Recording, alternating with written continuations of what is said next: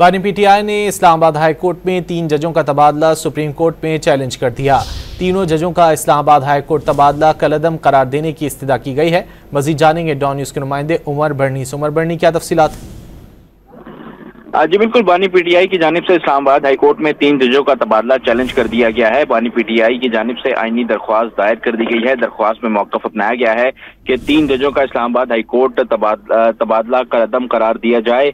अदालत अल जहाद trust case के तनाजुर में शफाफियत यकीनी बनाने का हुक्म दे। अदालत करार दे कि आर्टिकल 200 का इस्तेमाल मुफस्सिल मुशावरत से ही मुमकिन है। दरख्वास्त में मजीद कहा गया है कि इस्लामाबाद हाई कोर्ट के पहले से मौजूदा जजेस को इंतकाम का निशाना बनाया जा रहा है। इस्लामाबाद हाई कोर्ट के जजों ने मुदाखलत के खिलाफ आवाज उठाई थी। इस्लामाबाद हाई कोर्ट के जजों ने मेरे खिलाफ मुकदमात मेरिट पर निपटाए थे।